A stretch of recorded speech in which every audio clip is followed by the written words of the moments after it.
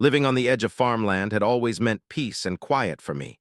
A 62-year-old farmer who'd spent over 40 years tending this land, just as my father and grandfather had before me.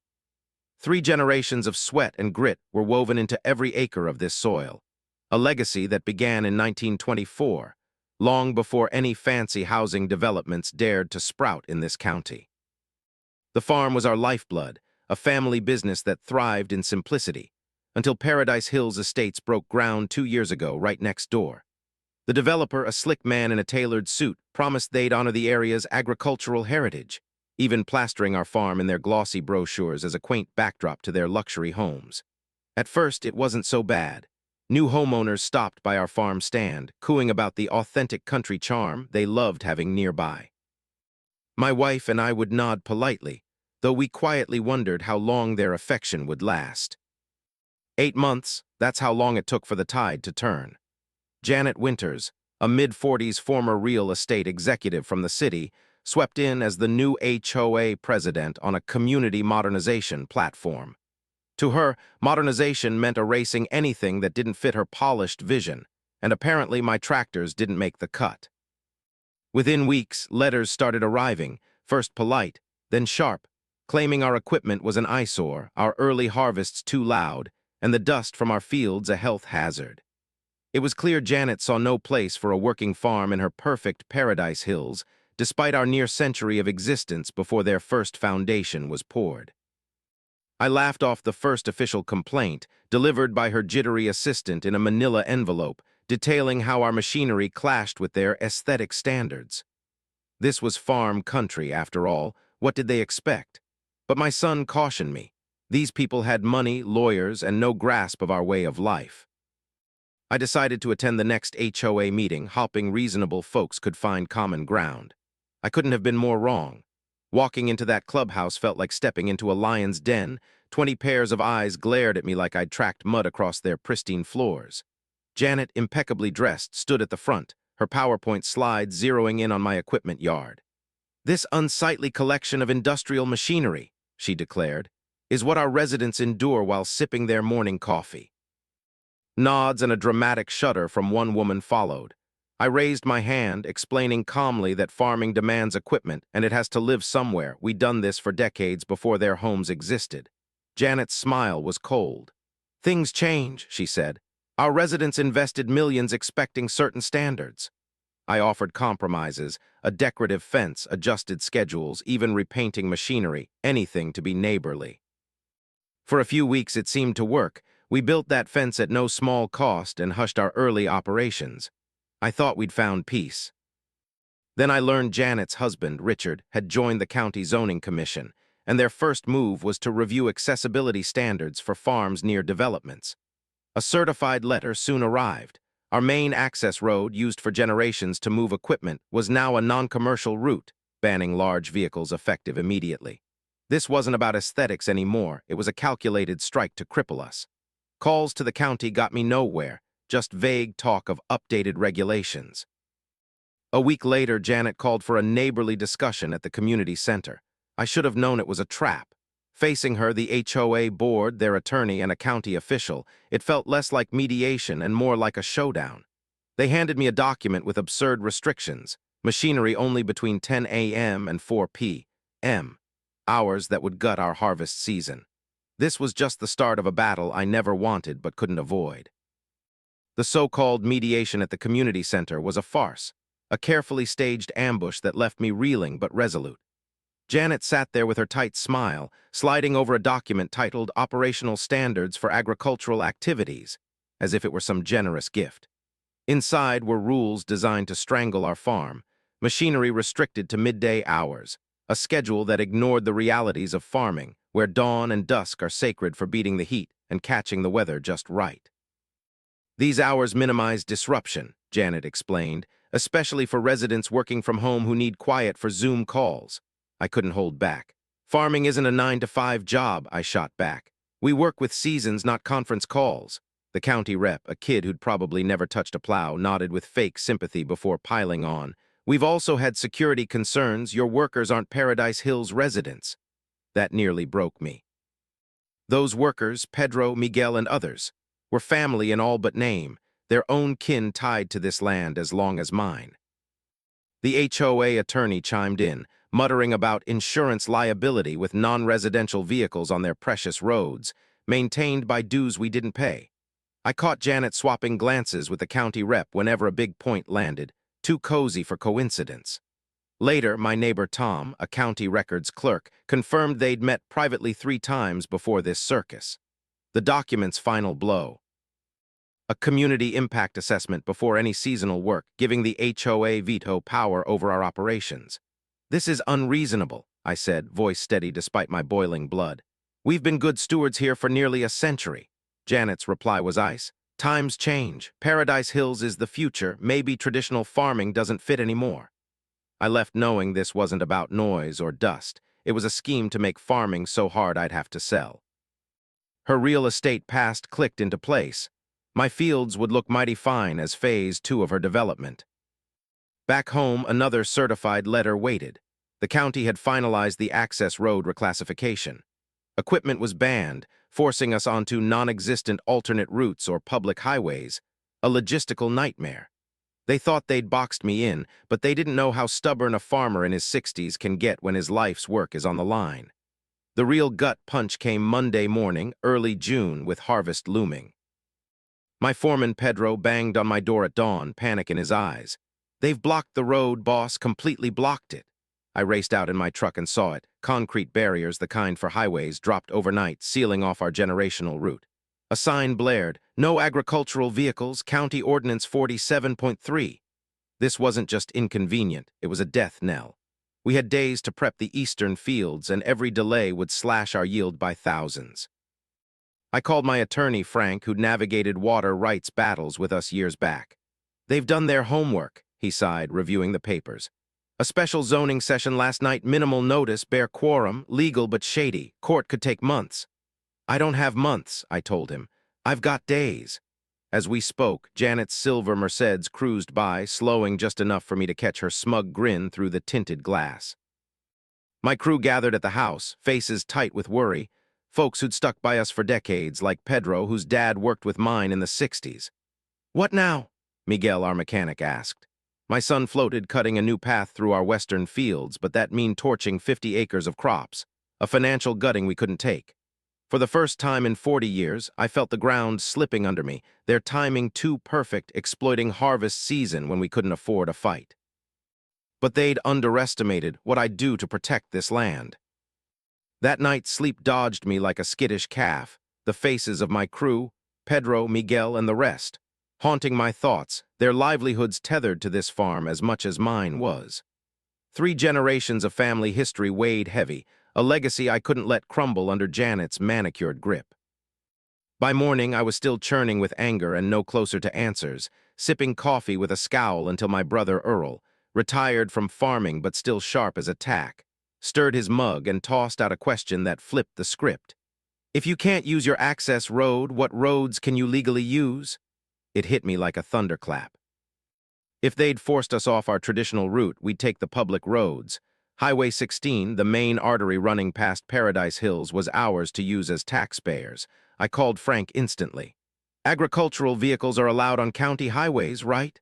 Absolutely, he said. With slow-moving vehicle signs and safety compliance, they can't stop you. A spark of hope flickered, the first in weeks. I gathered the crew around the kitchen table, spreading out a county map. They've blocked our direct path, I said, tracing the sealed-off road, but we can take the long way right through Paradise Hills' main entrance and down Highway 16. Pedro's eyes lit up. That's their commute route into the city every morning. Exactly, I grinned. And farm equipment tops out at 25 mph, slower with implements. Miguel frowned, practical as ever. That's 3 times longer, boss. More fuel, more time. He wasn't wrong, it'd cost us efficiency. But it was our only shot to save the harvest.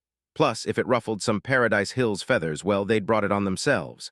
We spent the day prepping, fresh, slow-moving vehicle signs, working lights, every regulation triple-checked. Earl, despite his creaky knees, pitched in, chuckling, I want to see Janet's face when she realizes what she's done. We worked late, plotting a schedule to move our heaviest gear during morning hours, perfectly timed with Paradise Hills' peak commute. They'll try to stop us, Pedro warned as the sun dipped. They can try, I shot back, but even Janet's husband can't rewrite state traffic laws overnight. Farmers have had right-of-way here since before we were born. That night, I slept like a rock, a legal, above-board plan locked and loaded. My alarm blared at 4:30 a.m., 90 minutes before the Paradise Hills exodus kicked off. Sometimes the best fight isn't yelling or suing, it's playing their game better than they do. By 5:30, our fleet was ready. 3 tractors, the combine, 2 flatbeds, and a sprayer, all road legal, all molasses slow. Safety first, I told the crew. Follow every law to the letter, signals, spacing, never over the minimum speed. At 6:45 a.m., as the first luxury cars trickled out, we rolled onto Highway 16. The lead commuter, a suit with a coffee cup, gaped as our convoy crawled ahead at 18 mph. One by one, Mercedes and BMWs stacked up behind us, horns blaring, some darting to pass only to retreat against oncoming traffic. By 7:15, the backup stretched to their gate. In my rear view, I spotted Janet's silver Mercedes, 20 cars back, flailing on her phone. Earl, riding shotgun, cackled. Think she's calling the cops? Probably, I said, but we're clean. Sure enough, Deputy Miller's cruiser pulled up, lights flashing. I'd known him since he was knee-high. Morning, Jim, he grinned. Moving some equipment? Our road's blocked, I replied, taking the scenic route. He glanced at the snarled commuters. How long's this gonna take? Hard to say, harvest season, you know. With a knowing nod and a tip of his hat, he drove off. By 8:30, we'd hit the eastern fields. The jam cleared, but the message landed. Janet missed a big meeting, and Paradise Hills felt the sting of their own making. The first day of our highway convoy left a mark deeper than I'd expected, not just on Janet's missed meeting, but on Paradise Hills itself. By afternoon, my phone rang with an unfamiliar number. "This is Robert Johnson," the voice said. "An original homeowner here. I'm not calling to complain. I think the HOA gone too far. This vendetta against your farm isn't what we signed up for. Janet doesn't speak for all of us." I was stunned. Robert wasn't alone. By evening, 3 more residents echoed his sentiment. The HOA's iron grip was cracking, and this was just the beginning. Word spreads fast in farming country. By Wednesday, 3 neighbors called with support. Jack Walters, who ran a dairy north of us, growled, "Those city folks need to learn they can't shove around people who have been here forever. I've got 2 tractors and a silage wagon free this week. Yours if you need M." I thanked him but said we had enough gear. What we needed was unity. "Oh, I can do that too," he laughed. "I'll move some equipment tomorrow at 7 a.m. Sound good?" By noon, a quiet alliance formed among the farms ringing Paradise Hills. If they could choke one of us, they could target any of us. This wasn't just my fight anymore. It was about our way of life. Meanwhile, Robert's Reasonable Residents group gained traction, circulating a petition to undo the HOA's actions. Janet fired back with a community board notice, claiming they were protecting property values and safety from industrial agricultural hazards, and set an emergency meeting for Friday. Thursday morning, our convoy rolled again at 6:45 a.m., now with Jack's tractors and Bill Henderson's grain trucks joining the slow parade. The backup swelled to 3 miles, clogging Highway 16. Local radio buzzed with agricultural gridlock reports. One host quipped with a traffic expert who noted farmers' legal rights, adding, "Maybe luxury homes in farmland wasn't the brightest idea." The expert's dry jab hit the airwaves with a chuckle. Janet escalated, storming the county commissioner's office for an emergency ordinance to curb farm vehicles during rush hours. Commissioner Davis, whose own family farmed for generations, shut her down. "State law's clear," he said. "And frankly, Mrs. Winters, there was a perfectly good access road before all this." Her strong-arm tactics backfired, sparking a swell of local support. The Paradise Diner hung a "We Stand with Our Farmers" sign. The newspaper ran an editorial slamming the HOA's urban colonization. By Thursday afternoon, the mayor publicly urged coexistence through reasonable compromise, diplomatic, but his lean was obvious. Friday morning brought chaos Janet hadn't banked on. As our expanded convoy chugged along, a black Lexus swerved to pass in a no-passing zone, horn blaring. The driver, Martin Reynolds, Janet's boss at her real estate firm, raged until I waved cheerily, recognizing him. Later, Robert called with the scoop. Reynolds missed a key investor meeting, and when he learned Janet's mess caused it, he stormed the clubhouse. Their shouting match echoed across the pool deck, something about her personal vendetta tanking company business. That afternoon, the county paper dropped a bombshell. Farm fight reveals deeper connections. Reporter Sarah Chan unearthed plans for Paradise Hills Phase 2, with my land in its crosshairs, plus emails between Janet's husband and zoning officials plotting to squeeze out resistant farms. They'd figured I'd cave once farming got too tough. The story detonated. Residents, neighbors, even strangers called, furious at the scheme. Janet's emergency HOA meeting that night spiraled out of her hands. "You said this was about safety," one homeowner yelled, per Robert's account. "Not forcing land sales for your company."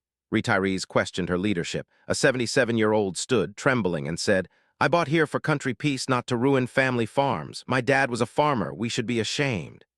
The meeting ended with a motion for an emergency board election next week, passing despite Janet's protests. Her plan was fraying, and she was running out of moves.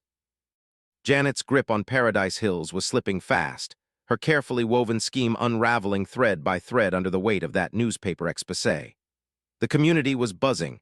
Residents who'd cursed at our slow tractors now aimed their anger at her, livid over the deception. My phone wouldn't quit ringing. Farmers offering solidarity, neighbors fuming, even Paradise Hills folks apologizing for not seeing through her sooner. That night, after the HOA meeting imploded, the mayor called me direct. "Jim," he said, voice steady, "it's time to settle this right. County officials, HOA reps, you farmers, Monday, 9 a.m., City Hall. Can I count you in?" I agreed, wary but willing. After weeks of ambushes, I wasn't dropping my guard on a handshake promise, but the tide was turning, and I'd be damned if I didn't see it through. Monday morning, City Hall's conference room was a pressure cooker, standing room only. On one side sat us farmers, me, Jack, Bill, and a few others who joined our ragtag coalition. Across the way, Janet looked smaller, less polished, flanked by 2 HOA board members and their attorney, her usual swagger dulled. The county commissioners held the middle, Mayor Thompson at the helm. At 9 sharp, he banged the gavel. "We're here to fix a mess that's torn this community apart too long," he said. "I want civility and solutions that work for all." Janet's attorney led off, spinning a smooth tale of modernizing infrastructure and community standards, sidestepping the blocked road like it never happened. When my turn came, I didn't dance around it. "For 97 years, my family's farmed this land without trouble," I said, voice firm. "Then in 1 week, concrete barriers blocked our access, routes protected by decades of easements, snuck in overnight with no notice. Why? Because it was never about aesthetics or safety." I held up the newspaper, headline screaming. "It was about pushing us out for more houses."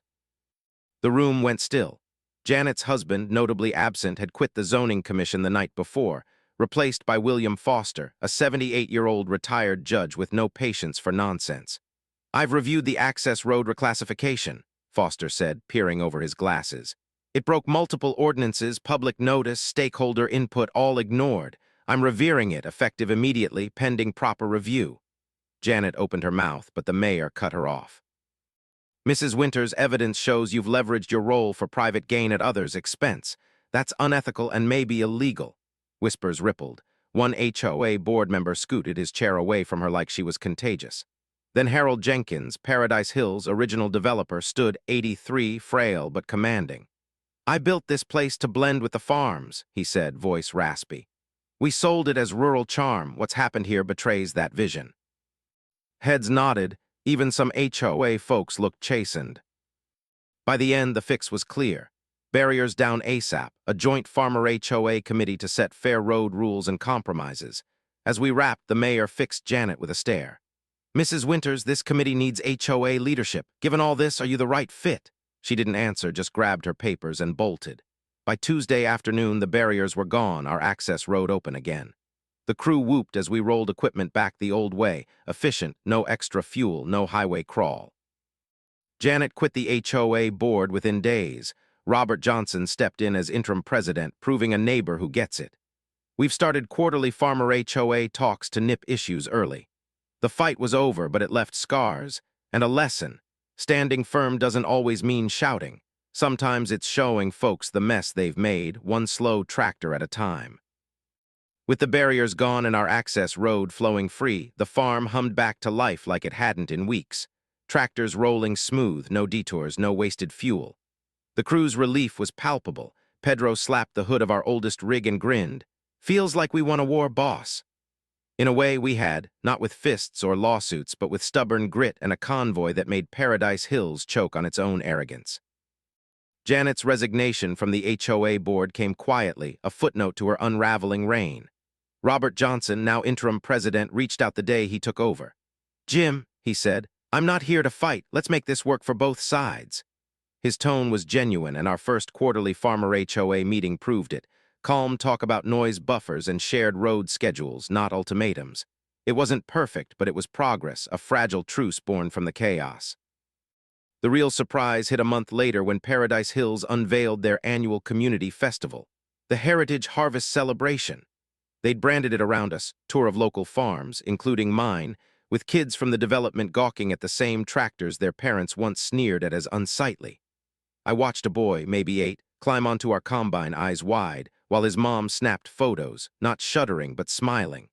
My wife nudged me at the farm stand that day, nodding at the crowd. "Funny how quick they flip from complaining to celebrating," she said. I grunted, half amused. It was surreal seeing our gear go from HOA villain to neighborhood mascot, but it stuck. The festival's pamphlet even quoted Harold Jenkins, the original developer. "This land's heart is its farms, let's keep it beating." For once, their glossy spin rang true. That ordeal carved a lesson into me deeper than any plow-cut soil. Standing your ground isn't always about digging in. It's about showing folks the cost of their nonsense. Those luxury cars idling behind my 18 mph convoy did more to shift minds than any speech I could have given. Janet's crew thought they'd break us with rules and concrete, but they didn't count on a farmer's knack for turning a bad hand into a winning play. The highway stunt wasn't just survival. It was a mirror reflecting their entitlement back at them until they blinked. And they did. Robert's petition crew, the diner's sign, the mayor's nudge, all sparked from that slow, legal rebellion. It wasn't loud, but it was loud enough. As harvest season peaked, I walked the eastern fields at dusk, the air thick with dust and promise. This land, 97 years of it, was still ours, worked the way my grandfather taught my father, and he taught me. Only now I carried a sharper edge, an appreciation for how far perseverance can stretch, especially when you lace it with a little spite. The HOA wasn't gone, new faces could stir new trouble, but we'd set a line they'd think twice before crossing again. Jack Walters stopped by one evening, sipping coffee on the porch. "Think they'll try round 2?" he asked, smirking. "Maybe," I said, "but they'll remember what happens when you back a farmer into a corner." He laughed, and we clinked mugs. The fight had changed me, sure, but it hadn't changed the work, sun up, sun down, season after season. That's the rhythm I'd keep with or without their blessing, because this farm wasn't just dirt, it was us. The dust of that battle settled as harvest season rolled on, the fields yielding their bounty under a sky that didn't care about HOAs or zoning boards. With the access road open and our equipment moving free, the farm found its rhythm again. Early mornings sharp with dew, evenings heavy with the hum of machinery winding down. Robert Johnson's steady hand on the HOA helm kept things civil. Those quarterly meetings became less a standoff and more a conversation, hashing out practical fixes like planting hedgerows to catch dust or staggering our loudest work. It wasn't friendship, but it was functional, a grudging respect carved out of necessity. The Heritage Harvest celebration lingered in the air too.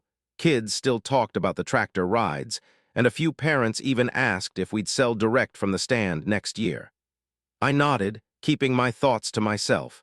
Funny how they'd flipped from griping to buying. That fight left echoes beyond Paradise Hills. Neighboring farmers, Jack, Bill, and others kept a closer eye on their own borders, swapping stories over coffee at the diner about how we turned the tables. "You gave him a playbook," Jack said one morning, grinning over his eggs. "Slow and steady, let 'em stew in their own mess." I shrugged, but he wasn't wrong. The convoy hadn't just saved our season, it had sent a ripple, a quiet warning to anyone eyeing farmland with dollar signs. The county paper ran a follow-up piece, praising the resilience of rural roots and quoting Commissioner Davis. "Progress shouldn't mean erasure, coexistence is the goal." Even the mayor, ever the diplomat, floated ideas for a permanent farmer council seat to keep these flare-ups from reigniting. It felt like a win, but I stayed wary. Peace is a fragile crop, easily uprooted by the next Janet Winters. For me, the real shift was internal. 40 years on this land, and I'd never had to fight for it like that. Water disputes, sure, but nothing so personal, so calculated. Standing firm used to mean weathering storms or market dips. Now it meant outsmarting suits who thought they could rewrite history with a pen and some concrete. That convoy wasn't just tactics. It was proof you don't have to shout to be heard. Sometimes a slow crawl at 18 mph says plenty. I'd always known perseverance, but this laced it with strategy, a farmer's cunning I hadn't tapped before. Walking the fields now, I felt my father's shadow beside me, and his father's too, 3 generations nodding at a fight well fought, a legacy held tight. As winter loomed, I sat on the porch one evening watching the sun dip behind the eastern ridge. Earl joined me, creaking into the chair beside mine. "Think it's really over?" he asked, same question Jack had tossed out. "For now," I said, sipping coffee, "but I'll keep the slow-moving signs handy." He chuckled, and we sat in silence, the kind only brothers who have worked the same dirt can share. The land stretched out before us, quiet but alive, a testament to what we'd built and defended. Janet's vision of Paradise Hills phase 2 might have faded, but ours hadn't. Sun up, sun down, season after season, we'd keep going. Not because it was easy, but because it was ours, and no one, no matter how slick or connected, could take that away without a hell of a fight. Winter crept in slow and steady, blanketing the farm in a hush that felt like a reward after months of chaos. The fields lay dormant, resting under frost, while the barn hummed with the quiet work of maintenance, sharpening blades, patching tires, prepping for spring. Robert Johnson's HOA stayed true to its word. Our quarterly talks ironed out kinks. Hedgerows went up, harvest noise got a schedule, and they even pitched in for a gravel upgrade on a shared stretch of road. It wasn't all warm and fuzzy. Some residents still shot us dirty looks when a tractor rumbled by, but the outright hostility had fizzled. The Heritage Harvest celebration stuck too. They'd already booked us for next year, and my wife started sketching plans for a bigger farm stand to handle the uptick in buyers. "Guess they like the charm when it's on their terms," she said, smirking. I just nodded. Folks can surprise you, even the fancy ones. The broader fallout kept rippling. Jack and the other farmers formed a loose co-op, not formal but tight-knit, swapping gear and tips to guard against future threats. The county took notice. Mayor Thompson pushed through that farmer council seat, and I got roped into it, grumbling but secretly proud to give our side a voice. The newspaper's exposé had legs too. Sarah Chan's digging earned her a regional award, and whispers floated that Janet and her husband had quietly sold their Paradise Hills place, slinking back to the city. No one mourned their exit. For me, though, the real victory wasn't their defeat. It was the farm still standing, same as it had since 1924, through wars, droughts, and now this. My grandfather's old ledger sat on my desk, its faded ink a tether to why I'd fought so hard. This wasn't just land, it was us, etched into every furrow. That battle reshaped how I saw the work.